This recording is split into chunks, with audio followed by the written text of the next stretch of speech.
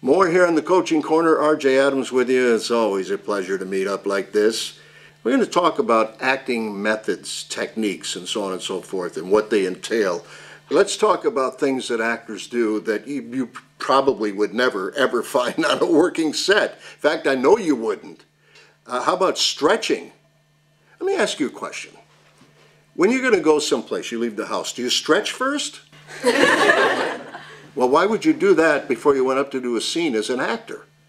How about when you leave the house, knowing what your motivation is? All right, so I got to go to the store. You get in a car to go somewhere, you know why you're going. Right? You say, well, wouldn't you have to know those things before you do the scene? No, the scene happens moment to moment. If I know I'm having a conversation with someone, I'm having a conversation with them. If I believe in the things that I'm saying, it's going to work regardless. I don't have to think, well, what's my reason or motivation for doing this? Again, I think that you get into things like, what's my motivation? It's nothing but bullshit. You don't want to be doing things that make you look foolish, that you associate with acting. It has nothing to do with acting. Stretching has nothing to do with acting. Meditation has really nothing to do with acting. Breaking down a script, in my opinion, has nothing to do with acting or getting into character. Remember, when you initially go in to read for a part, you are going in to read for a character. They're looking for a character, and that means a certain type that they have in mind for the part of Leo or Joanne or whoever the character might be, right? Once you get the part, that character becomes you. You can only be the person you are. You see De Niro, who is he? In every role he does. Context may be different, but he's always the same. That's why they have great careers. Clint Eastwood, Meryl Streep, you name it. Well, you say, well, Meryl Streep, she's different in every role she does. That's the audience's perception. You can do all the repetition exercise in the world. In fact, when I studied Meisner, both with Meisner and Charles Conrad, sometimes they could do that ad nauseum. It was just too much. What we do here at the Actors Workshop, we just cut to the chase, same as you would do on a set. You get up and you do the work. No rehearsals? No, not really, because you don't find a lot of that, and they want to do the scene. Now remember, each scene you're going to end up doing what? I don't know, anywhere from 10 to 15, 20 times, depending on the director, whether the DP feels that they got the shot that they want in each different thing, starting with the bed if they start, and you go to 2 shots, then you do the close-ups, the singles. So now you're doing the scene 15, 20 times. Guys, this is not the theater. The theater actors have a live audience they're working with. We don't do that.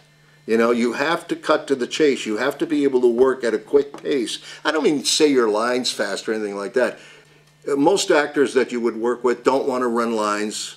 Unless it's a director thing and they get the ensemble together and they want to rehearse it, that's different. But normally, really, if you're on a working set, it really is amateur to do that. You don't want to do things that are amateur. Don't go to other actors and ask them to run lines. On a professional set, you're in your dressing room. I mean, by the time you've gone to makeup and you get into wardrobe and so on and so forth, the second team has been on the set, standing in so they can do the lighting, set the camera and everything. They call for the first team, which are the actors, of course. You go in, stand on your mark, and sometimes it's the first time you meet the other actor.